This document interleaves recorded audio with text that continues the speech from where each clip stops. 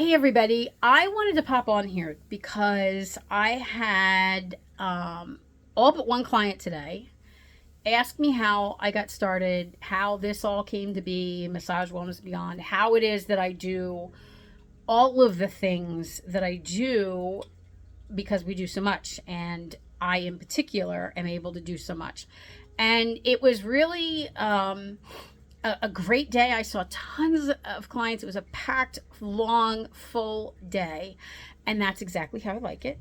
And it was just interesting that so many people had that on their mind today. So I thought I'd do this little video, and I might break this up because it's kind of, I don't want to make it like a giant long thing, so you can do it bite-sized pieces maybe.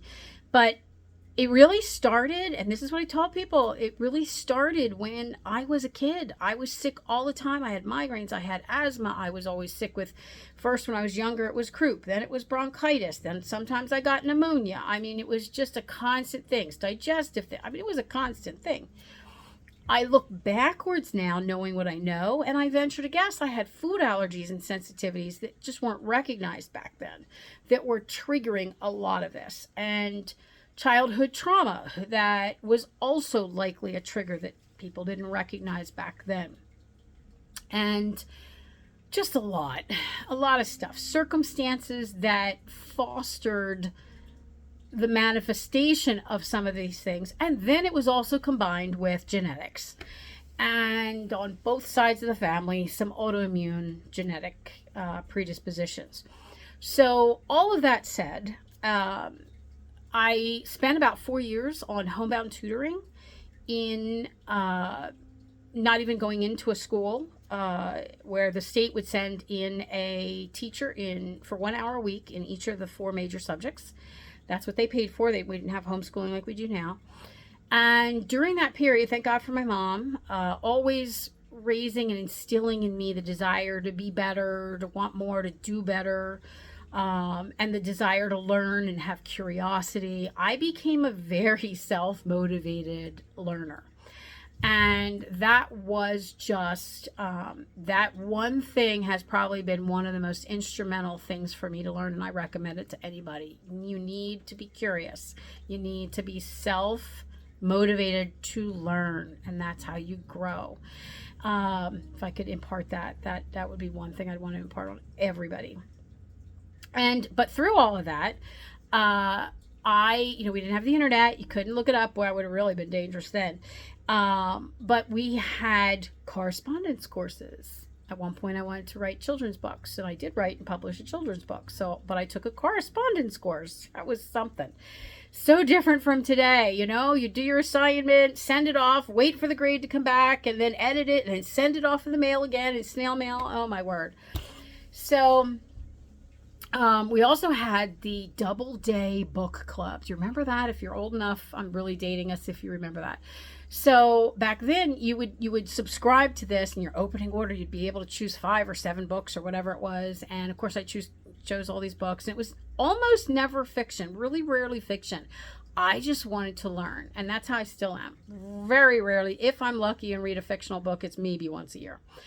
And so one of the first books I picked up was a book called, or read from this, it was a book called Creative Visualization by Shakti Gawain.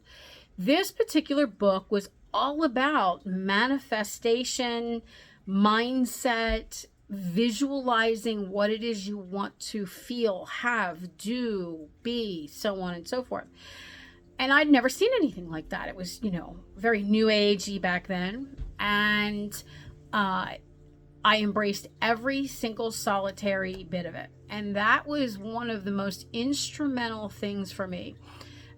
It got to be where I realized that I could, at the very least, minimize an asthma attack or a migraine by creatively visualizing it leaving me, or visualizing me calming down, or whatever the case may have been at the moment, depending what the trigger was that brought it on. And that was really powerful. So that was my first mindset exposure. And from then I was hooked. I think somewhere in the early 80s, maybe. I don't know about the date. Tony Robbins came on, had a book somewhere out there. And somehow I got his first book. So I think that was around the time.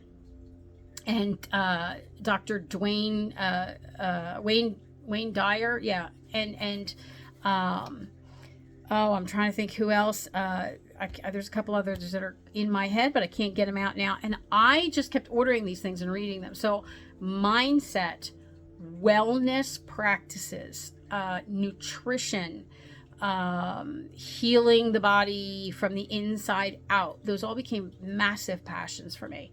So my mom and I started going down this holistic road because at one point, I was on 3 different inhalers that was daily, multiple times daily, 3 inhalers, plus another one for an emergency.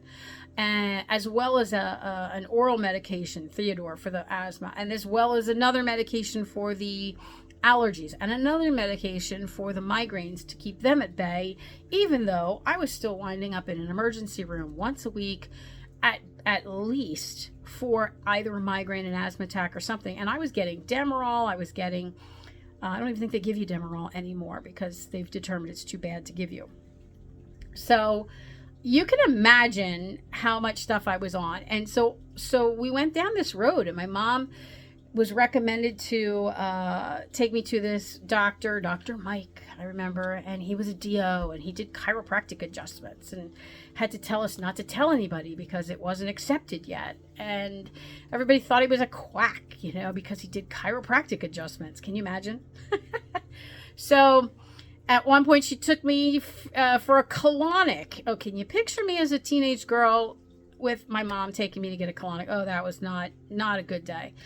And we found a naturopath, Wade, who was out at the old North Penn Health food store out on Broad Street. He was very instrumental as well in taking me down the road of supplementation, nutraceuticals, and, nutritional supplements, and getting me off of all the medicines. And when I say all, I mean all except for the occasional allergy medicine for when I really was having a bad attack, like I was around hay or something, and getting me off the inhalers. And all I did was carry around one just in case I had an asthma attack, and I didn't even use it for years at a time. He was instrumental in that.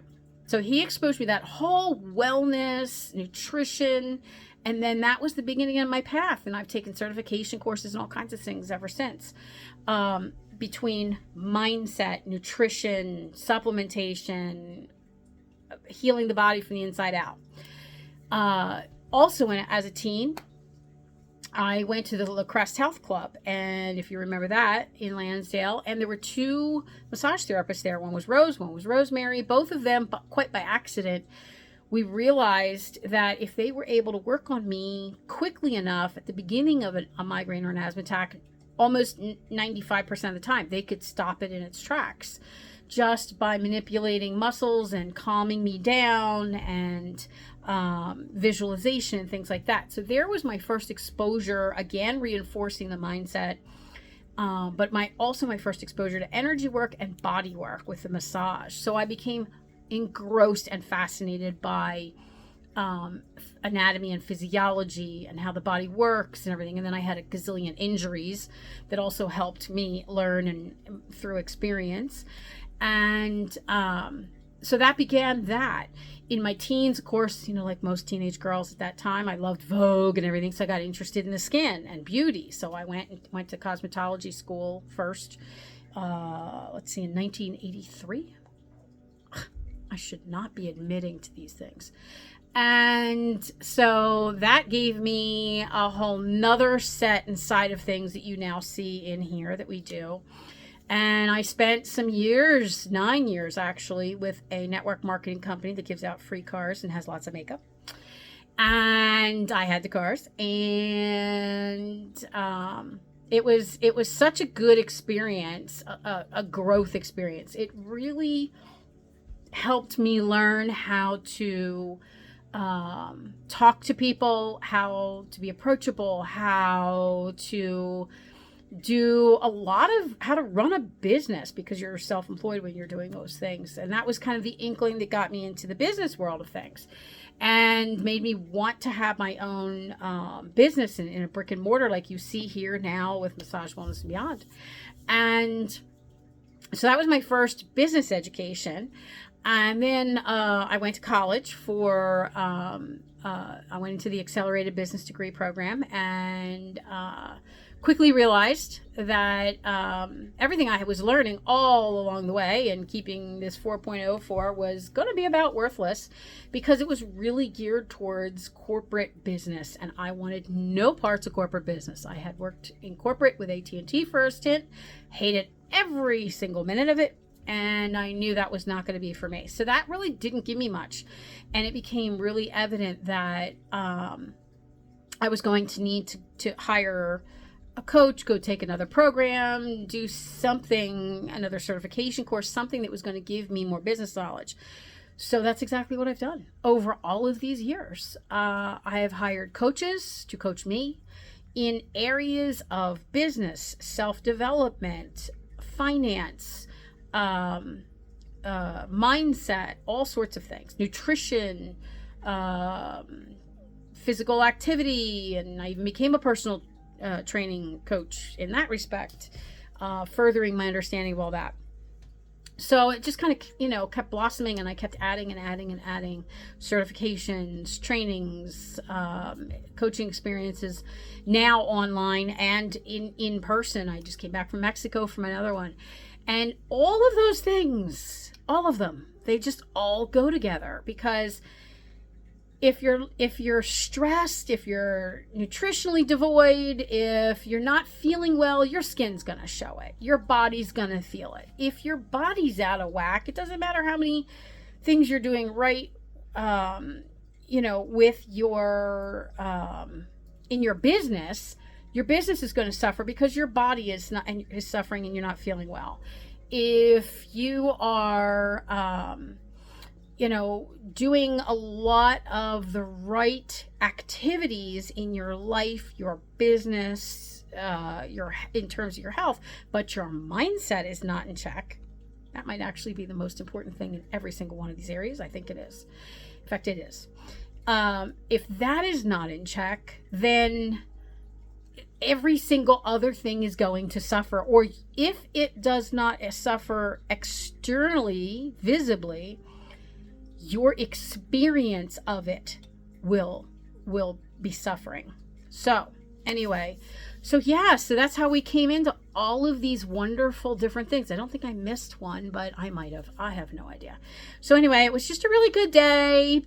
So many people were asking me, and I thought, you know what, let me do a little video for anybody who wants to watch. It's really long, and if you're still with me at this point, then I know for certain you are one of my loyal client family members, and I adore you extra. And so that's it. Thanks for listening.